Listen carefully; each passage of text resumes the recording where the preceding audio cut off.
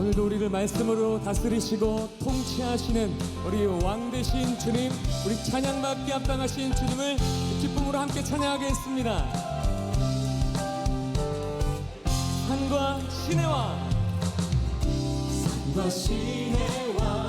붉은 노을과 땅의 모든 것 주 다스리네.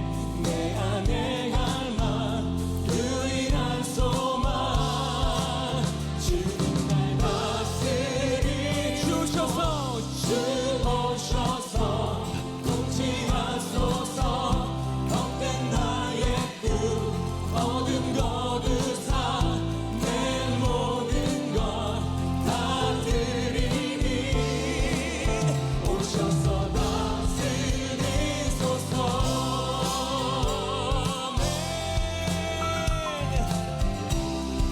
다시 한번 찬양할까요? 산과 시내와 붉은 노을과 땅의 모든 것 주 다스리네.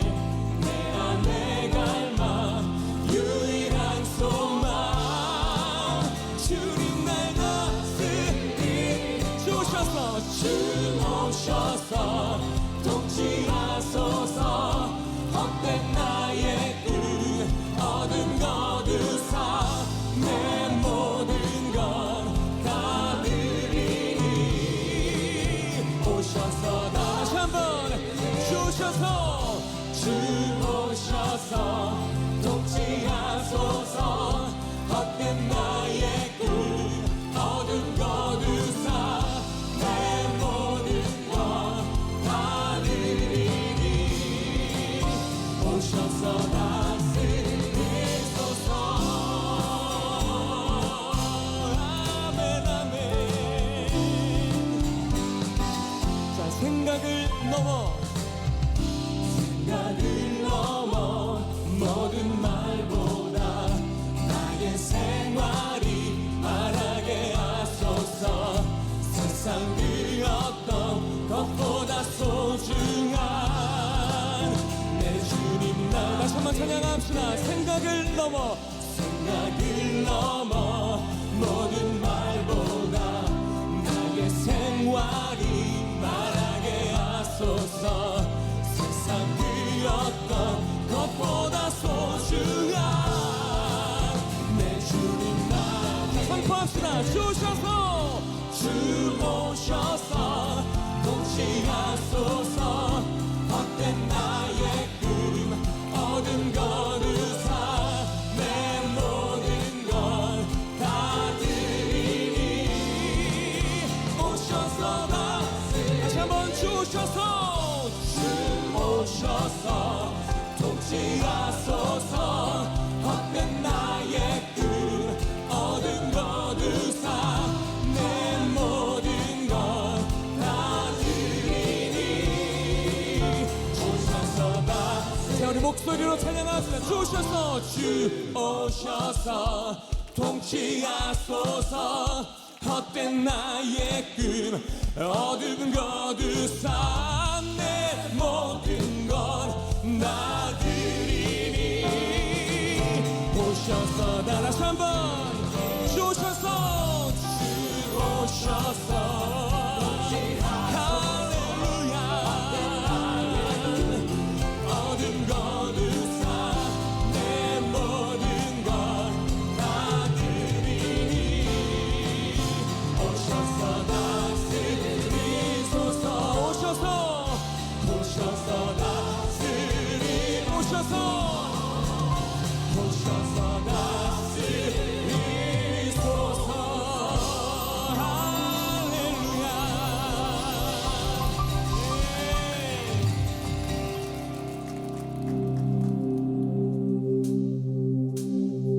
할렐루야. 찬양하여라. 할렐루야. 자유케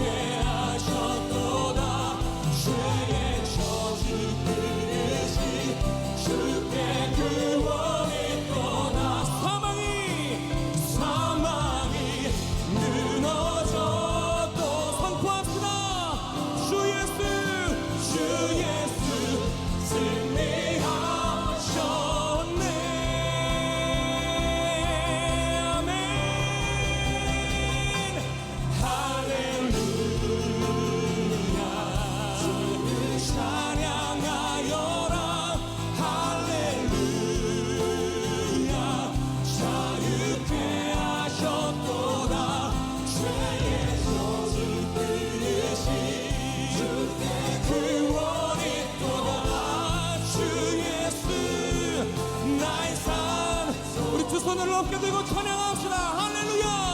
할렐루야. 찬양하여라.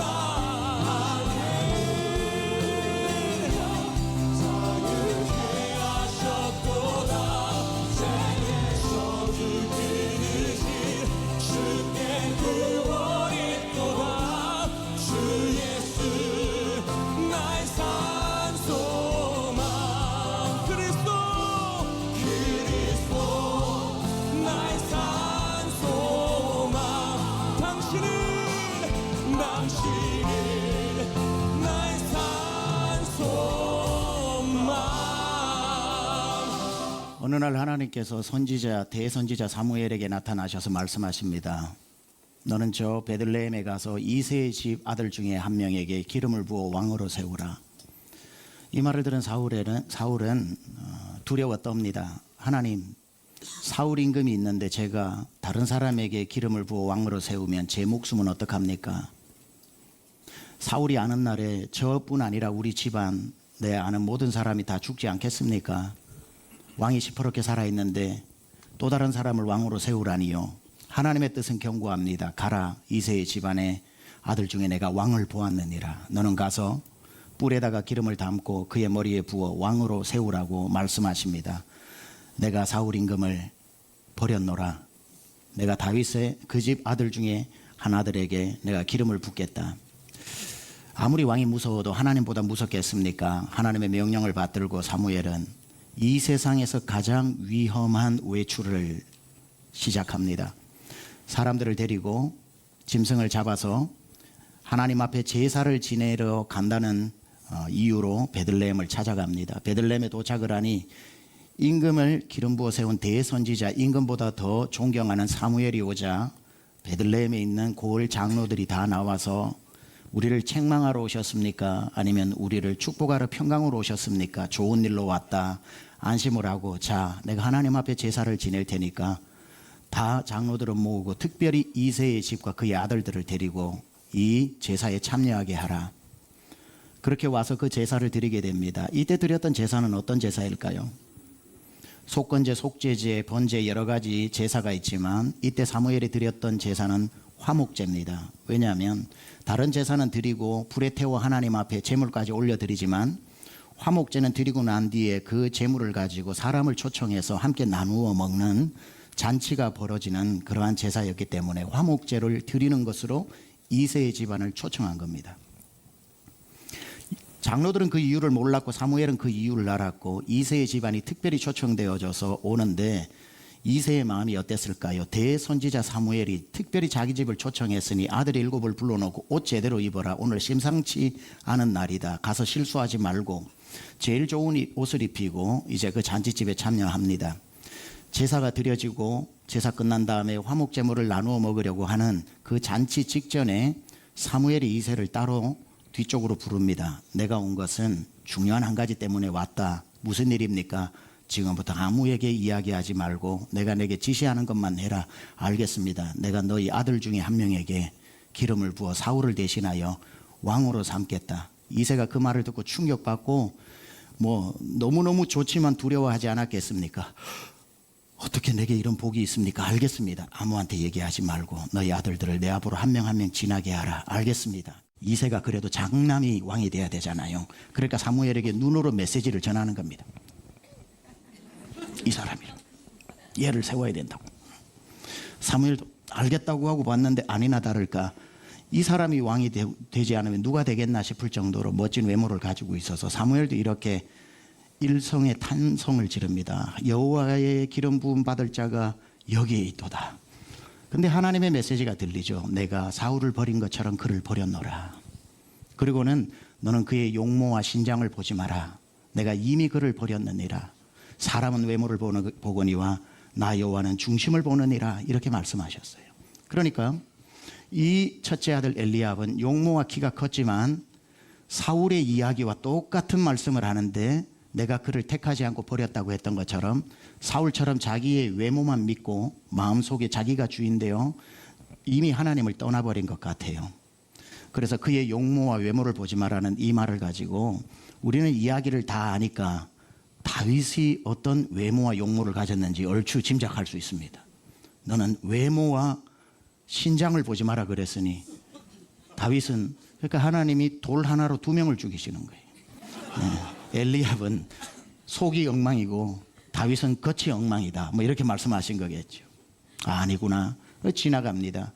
그래도 둘째 아들 되겠지 하고 아비나답이 지나가는데 하나님이 내가 이를 택하지 않았다. 세 번째 아들 삼마가 지나가는데 내가 이를 택하지 않았다. 넷째, 다섯, 여섯째, 일곱째 다 지나가는데 하나님의 말씀이 없습니다. 내가 이 중에 택한 자가 없다. 사무엘이 너무나도 당황을 합니다. 아버지인 이새도 더 당황을 합니다. 다 7명이 아니면 어떡합니까? 그렇게 이야기를 하는데 혹시나 해서 사무엘이 물어봅니다. 남은 아들이 없느냐? 그러니까 있긴 합니다만 막내인데 지금 들판에 가서 양을 치고 있는데 형들이 7이 자격이 안 되는데 그놈의 막내가 되겠습니까? 데려올 필요도 없는 것 같습니다 하고 마뜩지 않게 여기면서 화목제나 나누며 잔치나 하시지요. 불같이 사무엘이 화를 냅니다. 무슨 소리 하느냐? 아들을 다 데리고 오라고 그러지 않았느냐?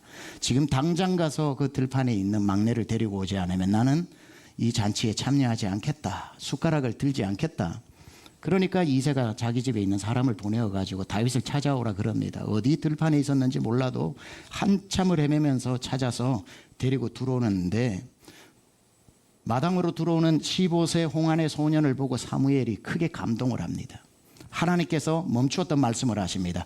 이가 내가 택한 사람이다 라고 이야기하고 여호와의 기름 부을 자가 그 마당 안으로 들어오는데 가슴이 뛰는 거예요.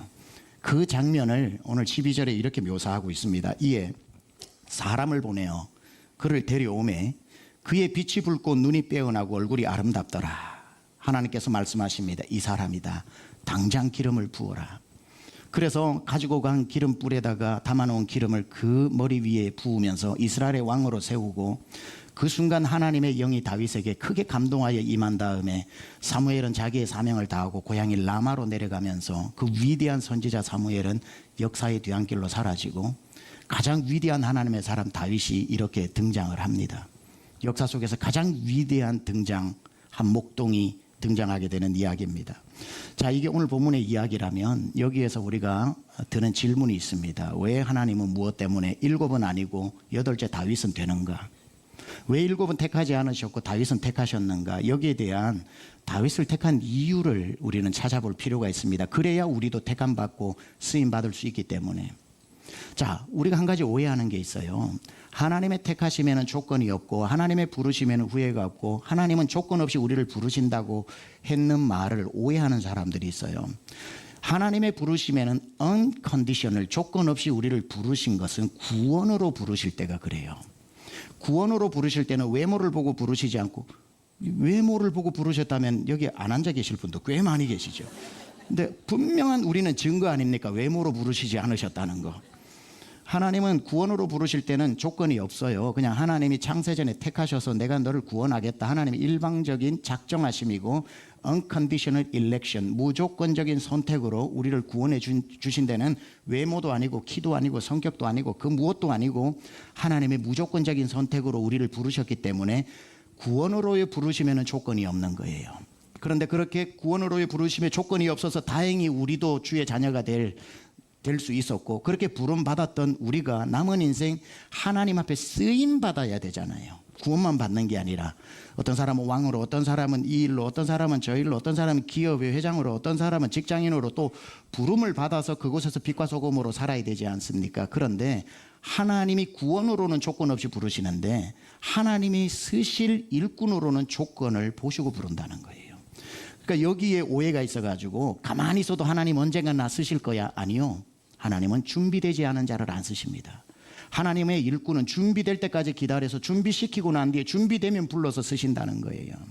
그러니까 가만히 있다가 8 아들 중에 그냥 뽑기를 해가지고 다윗이 걸린 게 아니에요. 무조건적인 선택이 아니에요. 하나님이 그 8 중에 준비된 자 다윗이었기 때문에 준비된 사람을 쓰시는 거예요. 그래서 여러분도 항상 하나님 앞에 무조건 기다리고 있다가 하나님 나 안 쓰시나? 저번에 저 사람 쓰시더니만 왜 오늘 나 안 써요가 아니라 하나님은 준비된 자에게 큰 것을 맡기시고 크게 하나님께 사용하시는 줄 믿습니다. 그래서 하나님이 누가 준비되고 있는지를 보시는데 오늘 저와 여러분이 본 16장 1절에 보면은 이런 구절이 나옵니다. 내가 너를 베들레헴 사람 이새에게 보내리니 이는 내가 그의 아들 중에서 한 왕을 뭐라고요? 보았느니라. 하나님이 8아들을 보셨다는 거예요.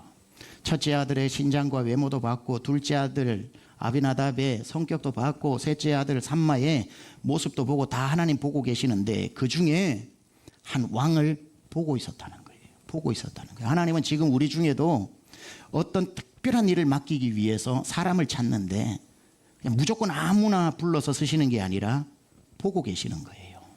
누가 이 일을 맡을 자인가?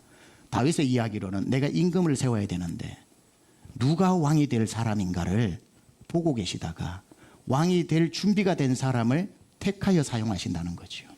자, 그렇다면 하나님은 왜 8아들 중에 마지막 막내인 다윗을 왕으로 택하시고 15살밖에 되지 않는 이 소년을 기름 부어 왕으로 세우셨는가? 그 이유를 알아야 우리도 준비되어져서 하나님이 쓰실 때 쓰임받는 것 아니겠습니까?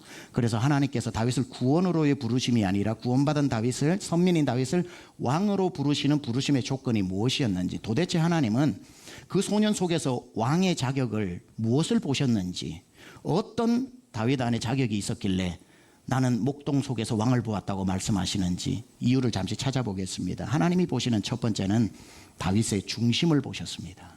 다윗의 중심을 보셨다는 거예요. 다시 말씀드립니다. 사울 임금은 외모를 보고 뽑았습니다. 키와 신장과 용모를 보고 뽑았습니다. 그 결과가 타락한 사울 임금이죠. 그러나 하나님은 이번에 다윗을 뽑으실 때는 외모가 아니라 중심을 보고 뽑으셨습니다. 그 결과가 다윗입니다. 그렇죠? 자, 외모를 뽑고 왕을 뽑으실 때 외모를 보고 뽑는다, 중심을 보고 뽑는다. 어느 걸 둘 중에 여러분이 준비하셔야 되면 어느 게 준비가 더 어렵겠습니까? 중심이요? 그럼 외모는 자신 있고요. 대번에 중심하시는 거 보니까 외모는 자신 있나 봐요. 뽑으면 나 뽑지 뭐. 여러분, 외모 준비하기가 훨씬 힘듭니다. 왜냐하면 요즘은 외모 준비가 조금 가능해요. 의술이 발달해가지고 어머니 날 낳으시고 선생님 날 만드시고 이게 되는, 지금 그래서 압구정 청담동 가면은 새 사람으로 변화되어 나와가지고 어느 정도 준비가 가능하지만 요즘으로 성경을 읽으면 안 되고 아무런 성형 수술을 할 수 없고 아이커 이런 뭐 약도 없을 때에 태어난 대로 살아서 그냥 자랐는데 용모와 외모를 보고 뽑는다면 뽑힐 사람이 누가 있어요? 그러니까 이 외모를 보고 뽑는다면, 하나님의 기준이 외모라면 우리는 아무리 노력해도 그 자격에 들어갈 수가 없어요. 외모인데 어떻게 해요? 키가 안 크는데 지금 25 넘으셨는데 160인 분들은 돌아가실 때까지 아무리 커도 161이에요. 그러니까 만약에 하나님이 170 이상 와 그러면 우리 다 탈락이다 이 말이죠. 여러분, 제가 우리 교회 부임할 때 키가 175였습니다. 제가 성장 다 하고 난 뒤에 계속 175로 살았어요. 근데 와가지고 1년 후에 정기검진 받으러 갔는데 176이더라고요. 저희 집사람이 집에서 재준 게 아니에요. 제가 까치발 들고 막 이게 아니라 정확하게 기계로 쟀는데 176이에요.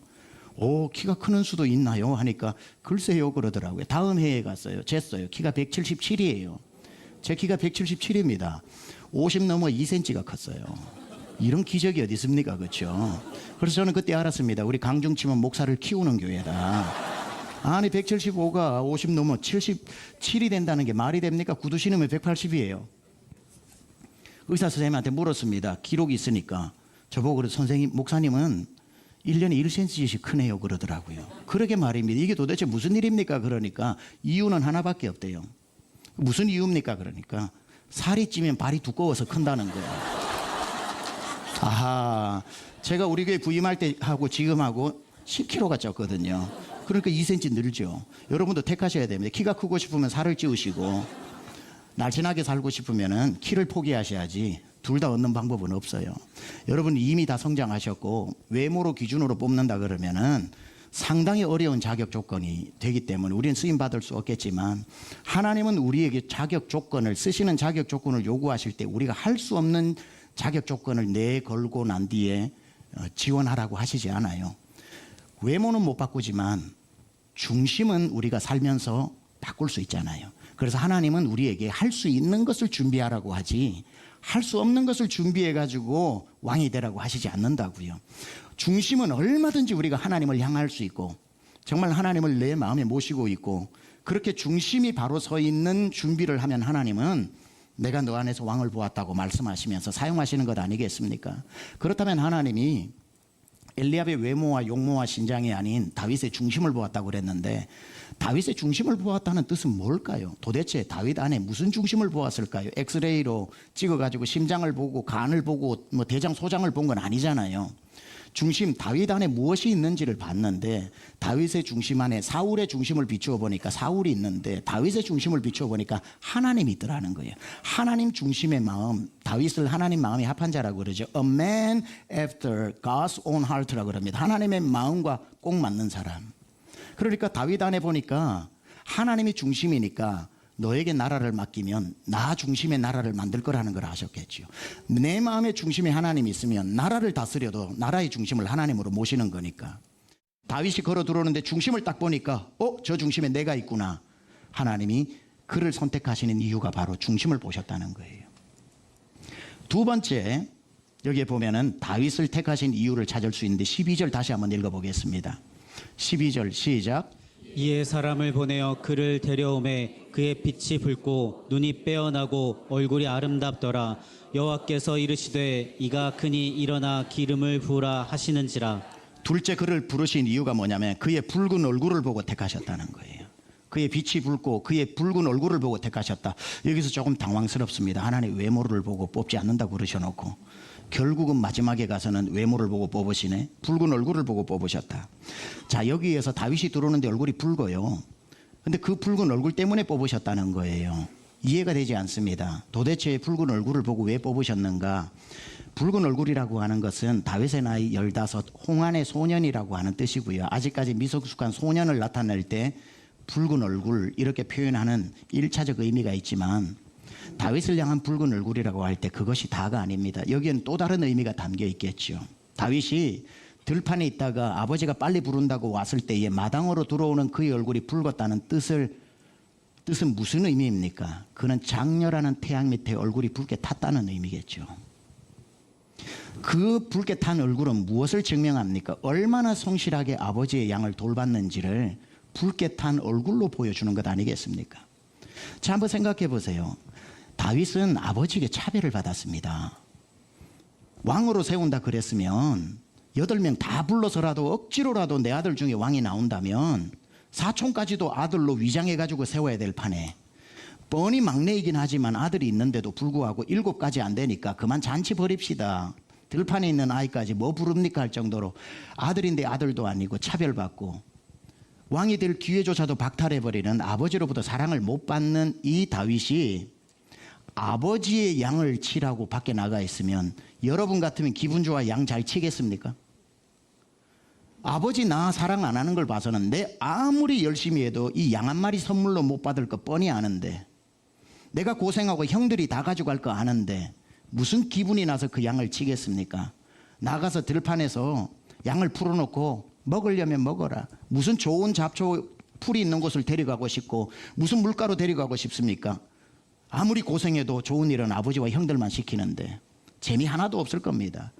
보통 사람이었으면 그 마음으로는 양이 풀을 먹든 말든 풀어놓고 자기는 보리수 그늘나무 밑에서 수금을 이렇게 목에 메고 개미와 배짱이처럼 별이 쏟아지는 밤에 해변으로 가요 부르고 있다가 그냥 나중에 이 양 기르는 절기가 지나면 집으로 오면 되는데 뽀얀 얼굴을 가지고 와도 되는데 붉은 얼굴로 왔다는 것은 아무리 수고해도 보상이 안 오고 아무리 수고해도 아버지 인정 안 해주고 형들은 집에서 구중궁궐에서 맛있는 거 먹는데 자기 혼자 광야로 들판으로 내몰렸음에도 불구하고 다윗은 그리할지라도 내가 아버지의 양을 장렬하는 태양 밑에서 뛰어다니면서 한 마리라도 더 살찌우기 위해서 태양 밑에 얼굴이 붉게 그을릴 정도로 뛰어다닌 그 붉은 외모가 딱 봤을 때 성실함이었다는 거예요.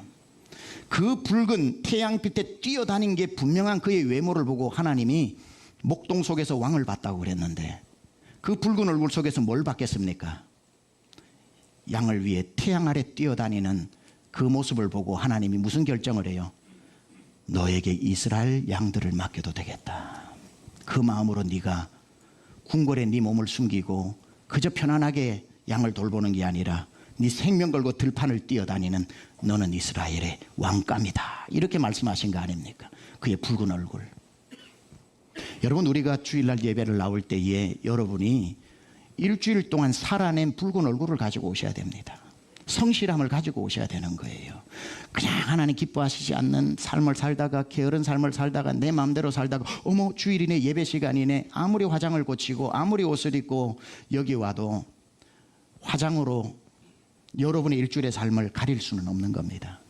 여기 왔을 때 일주일 내내 하나님 맡기신 일터에서, 내리쬐는 태양 밑에서 누가 보든 안 보든 하나님 CCTV보다 더 정확하게 보시는 하나님이 보고 계시는 것 때문에 성실하게 살다가 그 여러분의 그을린 얼굴을 가지고 이 화장으로도 가릴 수 없이 뿜어 나오는 성실함의 얼굴을 가지고 나올 때 하나님이 이 예배에 사무엘이 다윗을 만나는 것처럼 하나님이 여러분을 보고 이 예배 가운데 잘 왔다, 내가 너의 일주일의 삶을 보았다, 일주일 들판에서 드리는 예배자의 삶을 보았으니 오늘 이 예배를 받겠다고 하나님 여러분의 예배를 받으시는 줄 믿습니다. 다윗을 택하신 이유가 바로 첫 번째는 중심이 하나님이 계셨고, 두 번째는 그의 붉은 얼굴로 인해서 성실함을 보셨고, 세 번째 12절에 보니까 무엇을 보셨냐, 그러니까 그의 눈을 보고 택하셨답니다. 그의 눈이 어떻다고 그래요? 빼어나고 그의 눈을 보고 택하셨다고 그래요. 하나님 외모를 안 보신다더니만 그것도 눈은 보시는구나. 큰 눈을 보고 뽑으셨을까요? 아니면은 쌍꺼풀 눈을 보고 뽑으셨을까요? 아니면 마스카라를 보고 뽑으셨을까요? 여기 3분의 1 하신 눈썹 문신을 보고 뽑으셨을까요?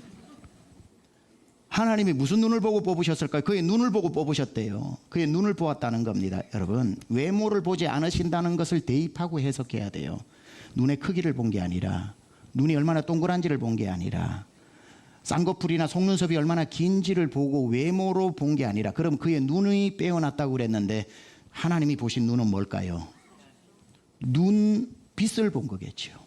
눈에서 쏟아져 나오는 그의 카리스마, 눈에서 쏟아져 나오는 그 무엇인가가 하나님의 마음을 훔친 거예요. 나는 들판에서 너의 눈을 보았다는 거예요. 여러분, 큰 사람은요, 눈빛을 보면 알아요. 생긴 눈을 보고 아는 게 아니라 눈빛에서 흘러나오는 강력한 카리스마, 그 눈빛, 지도자감인 눈빛, 하나님은 다윗 속에서 그 눈빛을 봤다는 거예요. 그런데 하나님은 도대체 다윗의 눈이 어떤 눈이었길래 쏙 반하신 걸까? 하나님은 왜 다윗의 눈빛이 마음에 들었을까? 묵상하다가 너무 은혜를 받았어요. 하나님이 반한 눈빛, 도대체 다윗의 눈은 어떤 눈이었을까? 차별받고 아버지의 양을 맡아가지고 들판으로 가서 재미 하나도 없는, 아무리 수고해도 양 한 마리 얻지 못하는 밑빠진 독에 물붓기 같은 그 광야로 내몰려진 양을 키움에도 불구하고 다윗의 눈은 양을 지키는 눈이었죠. 어디서 사자가 오나, 어디서 곰이 숨어 있나, 부리부리한 눈으로 양 한 마리 못 잡아가도록 사자를 지켜보고, 곰을 지켜보는 사자의 눈빛보다도 더 예리하고 더 번떡번떡이는 그 눈빛을 하나님이 봤죠. 사자가 숨어있는 그 눈을 보고 사자가 방심한 틈을 타서 확 뛰어오를 때에 그 앞으로 언제 봤는지 달려가가지고 사자보다 더 무서운 눈빛으로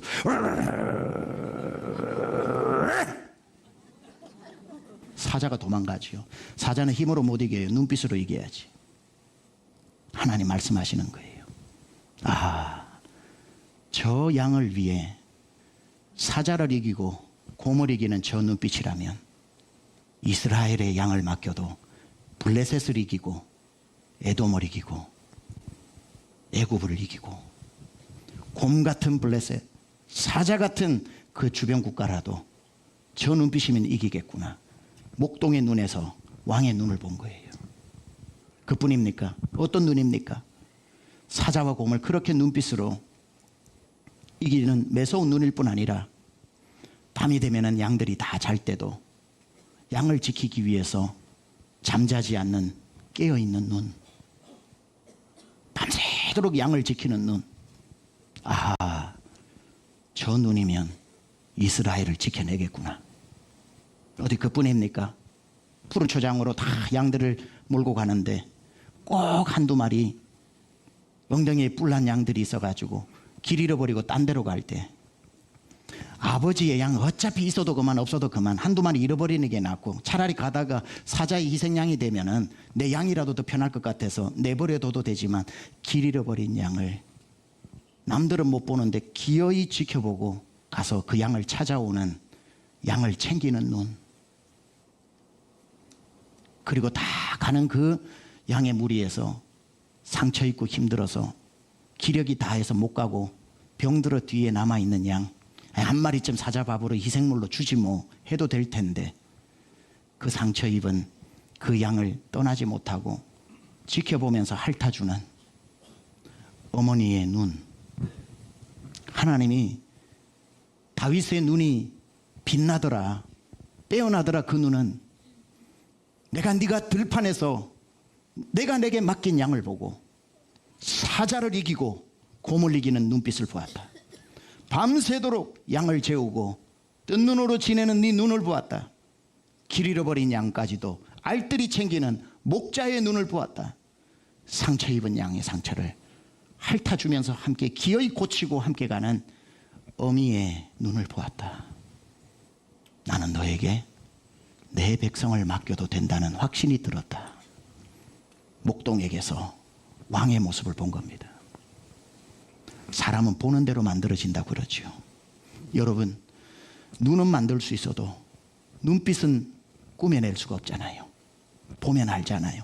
사람은 보는 대로 눈빛에서 반사되어져 나옵니다. 일주일 내내 음란을 보면 아무리 주일 나올 때 내 눈빛을 속여도 음란이 이글거리고, 일주일 내내 돈만 쫓아가면 아무리 숨기려고 그래도 그 눈동자에 돈이 보이고, 아무리 내가 선한 얼굴을 하고 여기 눈빛을 가지고 와서 세상 착한 눈망울을 반짝거려도 무엇을 보고 왔는지 보이는 겁니다. 우리 교회 목자들이 많은데 일주일 내내 목원들을 지키고 목원들을 위해 기도하고 낙심한 목원 챙기며 그 눈에 한 영혼 한 영혼이 가득 담겨서 여기 와 있는 그 눈을 보면서 하나님이 너의 눈을 보니 네가 어떤 마음으로 양을 지켰는지 내가 보인다 하면서 주님이 여러분의 눈매에 반할 수 있도록 우리의 눈도 하나님이 기뻐하시는 것을 보고 일주일 내내 하나님이 원하시는 것을 보아서 여러분이 예배당 들어올 때에 하나님이 여러분 눈만 봐도 일주일 어떻게 살아냈는지를 아시고 저가 왕이다, 내가 큰 일을 맡기겠다, 하나님 그렇게 하실 수 있는 하나님의 마음에 쏙 드는 눈을 갖출 수 있기를 축복합니다. 네 번째, 무엇을 보고 택하셨는가 보니까 그의 아름다운 얼굴을 보고 택하셨습니다. 12절 한 번 더 볼까요? 이에 사람을 보내어 그를 데려오매 그의 빛이 붉고 눈이 빼어나고 얼굴이 아름답더라. 야, 기름 부어라 그러는데 여기서 또 좀 혼돈이 오죠. 결국 하나님도 마지막에 가서는 외모를 보시는구나. 얼굴이 아름답더라. 여기에서 탄성이 나오는 분도 있지만 좌절이 나오는 분도 계시겠죠. 자, 이건 좀 번역이 아쉬워요. 아름답더라 하니까 beautiful and handsome 이렇게 느껴지니까 요즘이야 조금 노력하면 어느 정도 되지만 이 당시는 태어난 대로 얼굴 가지고 살아야 되니까 잘생기고 이쁜 거 못 만들어냅니다.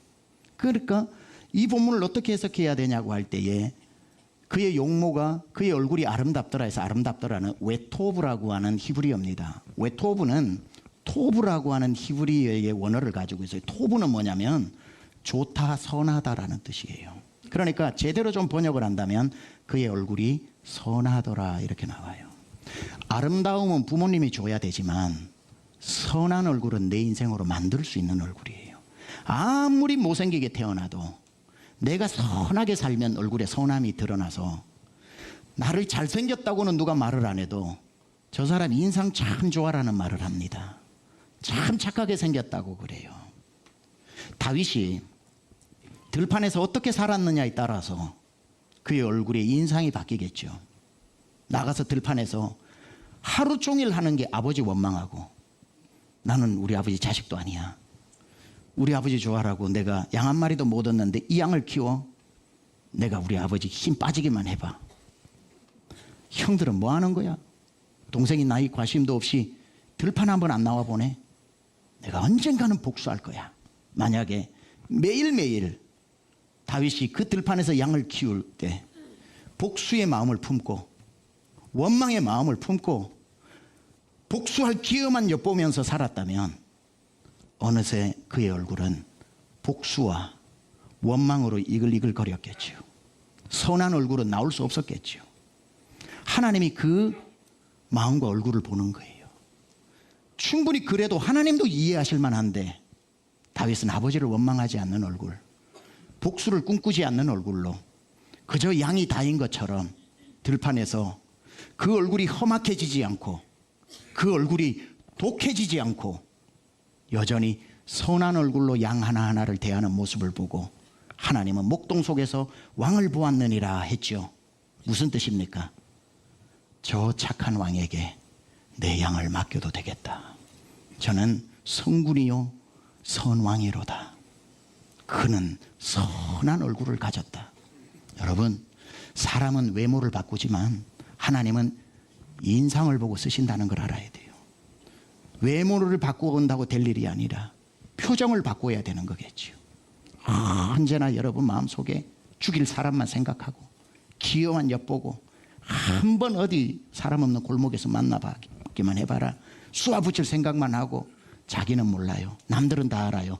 그 얼굴이 너무 무서운 얼굴이라는 거. 칼을 품고 사는 얼굴은 표관하게 돼 있어요. 하나님 절대로 그 사람 안 쓰셔요. 그 얼굴이 풀릴 때까지. 다윗은 그렇게 복수를 꿈꾸면서 들판에 있었던 게 아니라 그래도 되는 사람이 얼굴이 선하더라는 거예요. 하나님이 반하시겠어요? 안 반하시겠어요? 저 얼굴이라면, 그런 와중에도 저 얼굴 표정을 만들어내는 사람이라면 나는 저 얼굴에서 왕을 보았다. 중심을 보셨고 그의 붉은 성실한 증거인 붉은 얼굴을 보셨고 태양에 그을린 그의 양을 지키고 사자를 이기는 눈빛을 보셨고, 그리고 뭡니까? 저는 하면서도 잊어버려요. 그의 아름다운, 다른 말로 하면 선한 얼굴을 보셨다는 거예요. 이 여러분에게 말씀드린 네 가지는 준비할 수 있는 조건이라는 걸 기억하십시오. 외모가 아니라 중심은 준비할 수 있고, 눈빛은 준비할 수 있고, 여러분의 표정은 준비할 수 있고, 여러분의 또 뭡니까? 하여튼 다 준비할 수 있는 거예요.